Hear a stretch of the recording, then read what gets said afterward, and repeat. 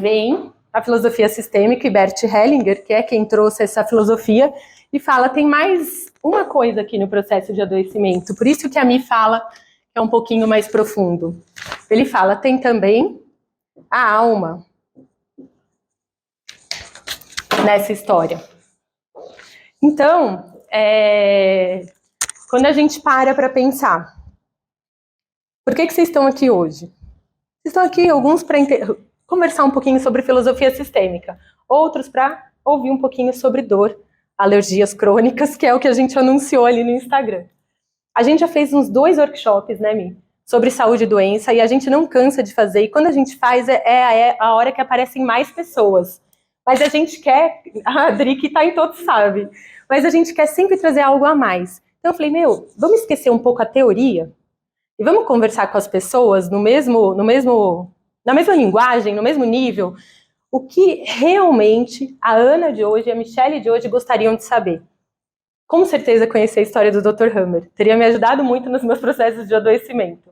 Mas, além disso, eu gostaria de saber 3 coisas, que é o que eu vou passar. São 3 pontos. Eu não vou entrar no conteúdo da filosofia sistêmica. Eu vou colocar o campo e vocês vão viver o conteúdo. Todo mundo que está aqui hoje. Vai ser um exercício. Mas eu vou tocar 3 pontos antes para todo mundo se abrir para isso.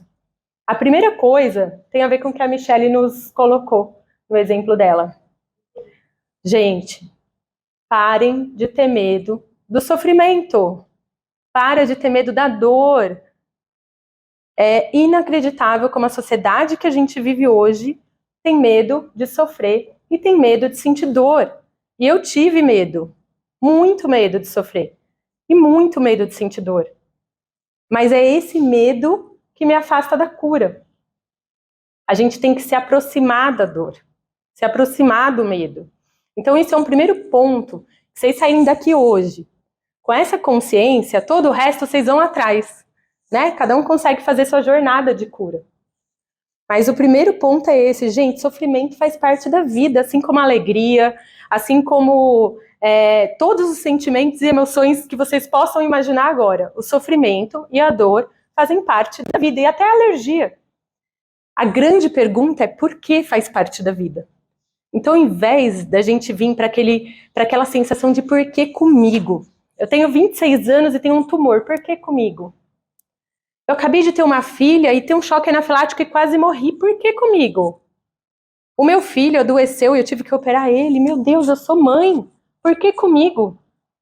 Sai dessa pergunta e vai para outra pergunta, a pergunta que resolve, que é: o que esse adoecimento traz para mim? O que essa dor, esse sofrimento, essa alergia quer dizer para mim? Por que eu falo para a gente falar sobre isso? Porque, sinceramente, se a gente começar a fazer essa pergunta, e olha, eu cheguei a fazer mais de uma vez para minha psicóloga, quando eu estava trabalhando uma questão de adoecimento minha, eu sentei, cheguei a fazer assim para ela: me diz por que eu estou tendo isso, por quê? E ela falava: muda a sua pergunta e vai atrás do que isso pode te trazer, qual que é o chamado, qual que é o sinal. Ela era uma analista junguiana, né? Os junguianos vão atrás do inconsciente. Eu sei porque em breve serei uma também, então estou estudando a fundo. Olha, gente, essa mudança de olhar muda a vida. Isso é o ponto principal. Sair da posição do porquê comigo para o que isso pode estar sendo de sinal na minha vida é a primeira mudança de paradigma que vai transformar a vida de vocês. E isso puxa o meu segundo ponto. O segundo ponto que, assim, saiam com isso também. O mundo, a gente até postou isso no Santalma esses dias no Instagram. O mundo não vai mudar para vocês encontrarem paz interior. Não vai mudar. Então, se você estiver na sua casa, pensa todo mundo agora naquela pessoa que te irrita. Aquela pessoa pode ser seu amigo, seu marido. Nossa, eu tenho um amigo que adora me encher o saco, gente. É impressionante. Mas em vez da gente se deixar tomar por essa raiva de, essa pessoa me irrita, ela tem que mudar, falar para o marido: olha, você muda, você trata de pôr a toalha no box, você trata de ajudar com as crianças, você trata... Em vez da gente querer que ele mude, muda aqui dentro primeiro. E fala: como eu posso encontrar paz nessa situação em que eles fazem essa dinâmica que me irrita? E aí, a partir daí, você vai encontrar um caminho, uma resposta. E não sou eu que vou dar. Para mim, para minha casa, eu sei qual é, porque eu trabalho isso diariamente, né? Toda hora tem alguma coisa ali para ajustar. Mas cada um tem a resposta.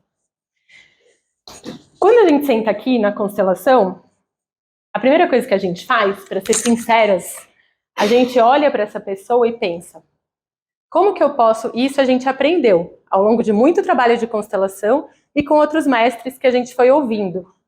Como que eu posso expandir o olhar dessa pessoa? Então essa pessoa vem, senta aqui e fala: olha, eu vim aqui, algumas não sabem o porquê, mas algumas sabem exatamente o porquê. Eu vim aqui porque eu estou num processo de transição de carreira e tá dando tudo errado e eu não sei se eu saio, eu não sei o quê. Ou então eu vim aqui porque eu estou doente. A gente não se pergunta qual que é mais válido ou menos válido, a gente não quer tentar entender a história da pessoa, por isso que eu falo, a gente não precisa nem conversar antes da constelação, mas a gente conversa. Mas não é algo que vai mudar a constelação, muda o relacionamento humano, mas não a constelação. Por quê? Porque quando essa pessoa senta aqui, só o que eu escuto não é a história dela, mas é o que há por trás dessa história. E como eu posso expandir um pouquinho o olhar dela. Essa é a primeira pergunta. A segunda pergunta, que é um pouco mais dolorida, é o quanto essa pessoa foge do que tem que ser visto. O quanto ela foge da dor, o quanto ela foge do sofrimento, o quanto ela não quer enxergar, o quanto é mais fácil, e é batata. E vai ser constelado hoje, nem perceba isso na hora, mas quando a pessoa senta assim, tá aqui o constelador, ela senta assim e se fecha assim, ela não tá nem querendo falar, ó, porque não sei o que, não sei o que. Já vem se justificando, ela ainda tá armada. Qual que é o nosso papel? Perguntar por que que ela foge. Qual que é o medo? E se sintonizar com isso. Porque atrás desse medo tem aquilo que importa para ela ver. E o porquê ela tem medo de ver? Gente, porque ela é humana e todo ser humano luta pela sobrevivência. Ninguém quer ver a dor. Mas na hora que a gente sabe disso, o nosso mundo transforma. Por isso que eu falo. Se eu pudesse falar com a Ana de 12 anos atrás, 18 anos atrás, quando é a primeira vez que eu enfrentei uma situação muito nova, de me ver num processo de buscar a cura, o meu conselho seria, primeiro, abre a janelinha do seu olhar e busca qual é o chamado por trás desse adoecimento. Segundo, vamos ver se vocês estão prestando atenção. Exatamente. A pergunta que eu faço, né? Mas para vocês o mundo não vai mudar. Busca a sua mudança interior. E é muito confortável, e por isso que a nova medicina casa perfeitamente. Ela contou do congresso e eu ficava também assim, vai começar a constelação. O que é infecção urinária para a nova medicina germânica? Porque a gente queria buscar isso. Mas a verdade, eu sigo isso daqui para não me perder, tá, gente? Mas a verdade é que o que importa pra gente, quando a gente está num processo de adoecimento, é compreender o porquê que ele veio. É muito confortável ir até o médico e o médico me trabalhar uma origem física desse problema. Ah, você teve um câncer de tireoide? Foi o que eu ouvi. Porque é muito comum, agora está cada vez mais comum. Essa foi a causa, tá? Porque é muito comum. Eu fui nos melhores especialistas de São Paulo, porque meus pais ficaram loucos. É da idade mesmo, é só uma célula que alterou, foi uma inflamação do seu corpo.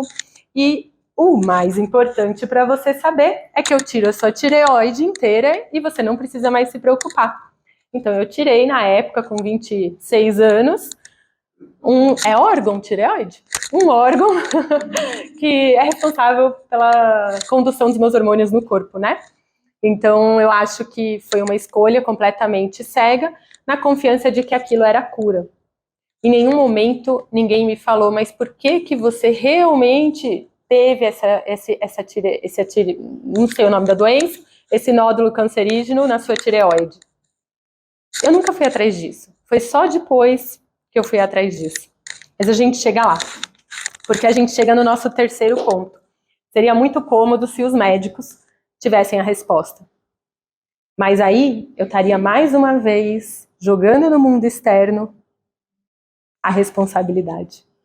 Doutor, diz para mim o que eu tenho e por quê? Para eu não ter mais? Ah, você tem essa questão da tireoide porque você não consegue expressar quem você é, e isso e aquilo, ou, né, você se viu muito calada, naquela expressão engolindo o sapo, de repente. Tem alguma questão aqui da fala, da expressão, é o que todo mundo fala, né, na psicossomática. Aí eu poderia começar a ir atrás disso para compreender, mas é ele quem vai ter a resposta? É um operador na nova medicina? A gente, enquanto ajudante, a gente facilita o processo. Eu, na constelação, eu facilito o processo do outro. Quem que vai ter a resposta? Vocês. Cada um de vocês tem a resposta da cura de vocês. Eu pergunto para vocês, a doença tira a sua saúde? Quem acha que a doença tira a saúde? Vocês estão com medo, né? Pode falar a verdade, gente. É uma crença, vamos lá. Quem acha que a doença tira a saúde? Alguns aqui, né? A doença nos aproxima da saúde. E eu vou provar o porquê. É comum a gente achar que a doença tira a saúde. E é assim que a gente trata a doença, né? Vou excluir a doença, vou arrancar a minha tireoide, não tenho mais câncer pro resto da vida na tireoide. Será? Continua produzindo aqui, né, situações de nódulo. Então, o médico, a nova medicina, a constelação familiar, são meios de facilitar o seu processo de cura. Mas o processo de cura vem aqui. Quando veio a doença, se eu me pergunto por que eu adoeci, o que isso quer dizer para mim, se eu continuo fazendo a pergunta qual é o chamado que está por trás da doença, eu vou perceber que a doença veio como um amigo. Por quê? E vocês vão ver isso aqui no campo que eu vou abrir também. Quando eu adoeço, é o único momento que eu tenho a chance de olhar para o que estava lá atrás da doença para me aproximar de uma vida mais saudável e mais fluida e com saúde. Por quê? Quando eu estava no parto da minha segunda filha, eu vou contar essa história. Eu não sei, eu já contei algumas vezes que eu tive um choque anafilático, mas eu nunca contei um outro contexto. Eu trabalhava como procuradora do Estado e estava insatisfeita com a carreira, e aí eu tive minha primeira filha e o tempo pesou. E eu falei, ficar aqui esse tempo todo longe da paixão da minha vida, que minha filha não está dando a equação. Mas eu amo trabalhar. Eu só quero trabalhar com a minha paixão. Eu vou largar a procuradoria e trabalhar com a minha paixão. E falei isso para o meu marido. A gente acabou de casar, eu tinha tido câncer, e falei para ele, isso foi um sinal de que eu tenho que aproveitar a vida. Eu não fui olhar qual que era o chamado, eu encarei como um sinal de mudar a vida. É óbvio que eu não saí da procuradoria, continuei. Aí veio a minha segunda filha, eu tive um choque anafilático e eu gravei um vídeo. Falei, pega essa câmera, eu vou gravar para você, eu quase morri, eu vou mudar de profissão. Não mudei de profissão e também não fui atrás do processo de adoecimento, o que havia por trás disso. Aí a minha filha foi internada na UTI. E eu fiquei 7 dias com ela, com 1 mês e meio na UTI, com outra filha em casa. Aí eu falei, pega essa câmera de novo. A partir de hoje, eu vou viver a vida que eu vim viver. Porque eu quase morri, agora minha filha? Não, não é possível. É uma chance de eu fazer algo. E naquela agonia, eu estava vivendo medo do adoecimento, querendo expurgá-lo da minha vida e ainda não estava ouvindo. Mas foi aí que eu fui atrás de terapias.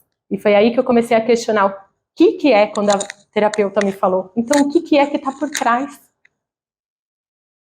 E só assim eu comecei a caminhar para a minha saúde. Eu era infeliz, eu ocupava um emprego, mas aí eu não conseguia ser feliz também no casamento, não conseguia ser feliz na maternidade, porque eu não conseguia sentar com a minha filha, eu não era uma mãe nata, né?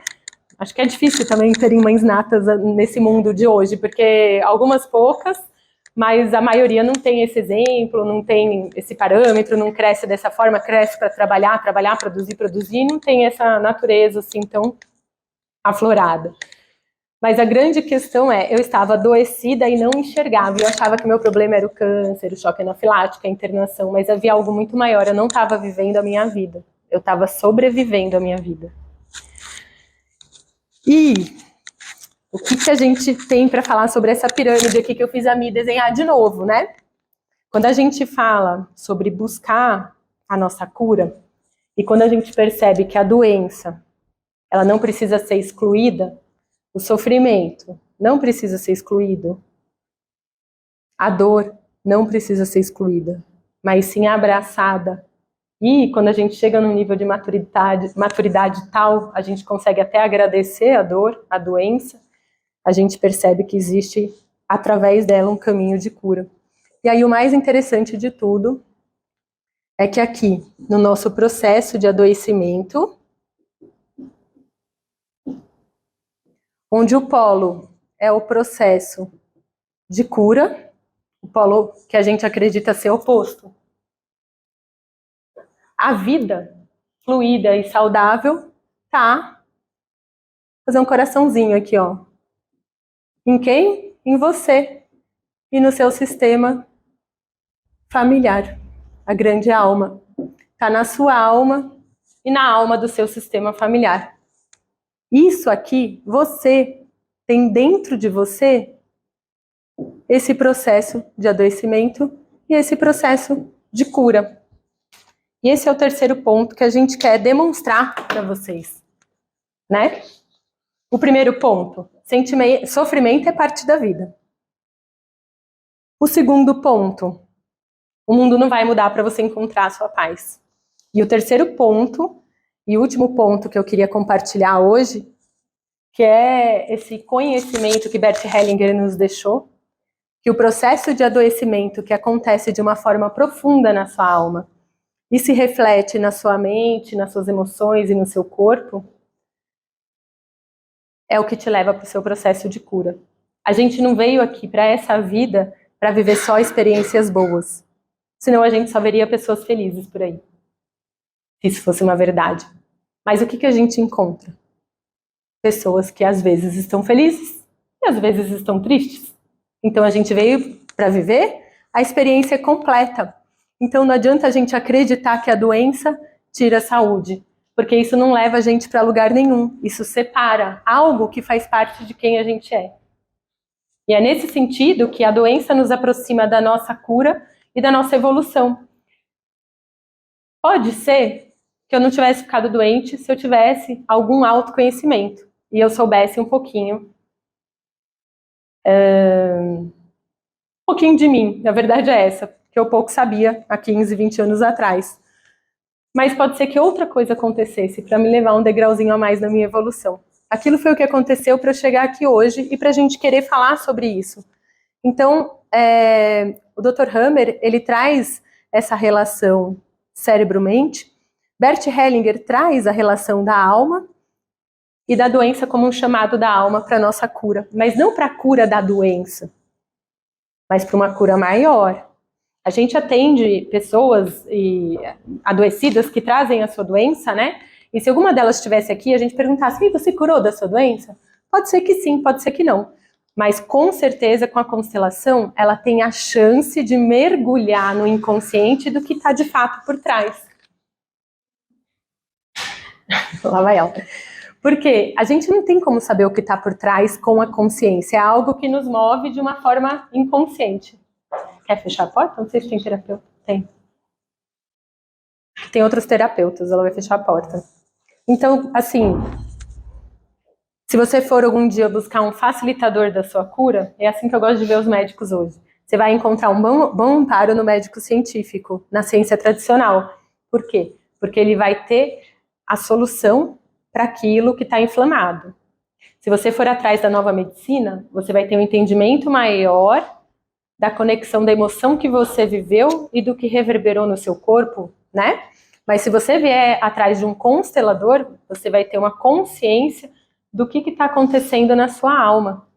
Qual que é a dor que você carrega, onde se originou e o que está por trás da doença. Por isso que Bert fala que é um chamado. A alma, ela pede por duas coisas, no geral, que é o que a gente aprende na filosofia sistêmica. A gente poderia falar sobre todos os conceitos e todas as bases, mas isso não faria sentido nesse grupo. Mas a alma, ela pede por duas coisas.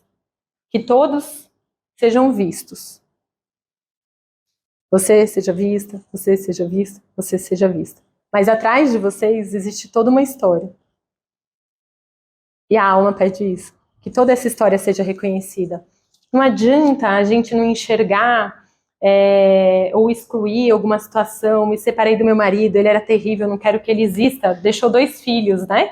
Não quero que ele exista, vou excluir isso. Vai continuar havendo um conflito inconsciente na dinâmica familiar pedindo que isso seja olhado, que seja visto e que seja curado. Você vai ter que olhar, abrir essa porta, viver a dor, acolher a dor, para então parar de sobreviver e passar a viver um bom relacionamento novo com você, com o seu outro parceiro, com seus filhos. A alma pede por isso, pede que todos sejam vistos. Isso é importante da gente saber no processo de cura e de adoecimento. E a outra coisa que a alma pede é que a gente diga um sim. Essa é a parte mais difícil, mas que a gente diga um sim para a realidade. A realidade às vezes é muito dura. Como é que você vai falar para uma mãe que perdeu um filho que está tudo bem? Como é que você vai falar para uma viúva que está tudo bem, uma viúva nova? Como é que você vai falar sim para a morte? Ou para a doença? Ou para o desgaste? Ou para a discussão? Ou para aquele conflito com seu irmão que você não supera? Como é que vocês vão falar sim para isso? Para tudo que está dando errado. Mas a alma pede, porque é lá que ela encontra paz. Lembra? O mundo lá fora, a gente não muda. A gente muda o mundo aqui dentro. Então a gente pode pôr uma outra moldura. Quando a gente trabalha, e aí eu posso falar, eu não trabalho com a medicina germânica, eu trabalho com psicologia energética, eu trabalho com constelação, a Mi trabalha com a medicina germânica e com constelação, mas quando a gente trabalha com o ser humano, nessa busca de autoconhecimento, nessa busca de cura, o que a gente sempre nota que o que importa não é o que a gente fala, não é o que a gente vai fazer, mas é aquilo que despertou aqui dentro. É isso que importa. É se você conseguiu ampliar sua visão sobre você. A gente nasce com essa visão e a gente vai ampliando conforme vai crescendo, e faz parte. Então, o que a gente busca é dar essa chance da pessoa transformar. Vocês perguntaram, só a consciência pode trazer a cura na medicina germânica, na nova medicina? Só você saber qual que é a emoção relacionada traz a cura? O quanto transformou sua imagem interna? Você pode falar, os processos de acne têm a ver com um conflito, né? Qual que é o conflito da medicina germânica? Com um conflito de imagem. Saber disso vai curar? Tem que ter tido alguma mudança, alguma chavinha de aceitação tem que acontecer. Por isso que esse sim é tão importante. Então, às vezes, você está sofrendo bullying na escola e aí você vai criando essa máscara de espinhas para se proteger e aí alguém fala, é por conta disso, isso muda algo? Não muda. Aqui dentro, ela precisa se aceitar e o conflito sumir. Aí algo muda. Então, precisa ter sempre essa chavinha, né? E é o que a Mi falou. Talvez seja a hora da gente se perguntar qual que é a força maior que move tudo isso, né? Porque isso aqui é um sistema que existe dentro da gente, que a gente observa não só do pessoal que tem estudado. Eu posso citar Antônio Damasio, um neurocientista. Quem quiser ir atrás, os livros dele são super didáticos. Ele fez vários experimentos e ele comprova que o nosso cérebro toma decisões através do corpo antes de tomar através da mente. É um pouco maluco isso? Mas o seu corpo sente o susto antes da sua mente processar, quando você vê, você já tá fugindo. Né? É aí que sua mente começa, ai meu Deus, eu tô fugindo porque eu ouvi um barulho, peraí, deixa eu parar pra ver o que foi esse barulho. Ah, foi um rojão. E você para de correr. Então, existe uma ciência estudando essa relação corpo-mente. A alma tá, pouquíssimos neurocientistas estão indo atrás disso daí, falam que tem um ponto espiritual no corpo, no DNA, no cérebro, né? Enfim. Mas o que a gente pode ver do fenômeno é que existe uma força maior por trás disso tudo. Porque qual seria o sentido da gente ter esse mecanismo de evolução interno? Qual seria o sentido da gente ter a cura dentro de nós?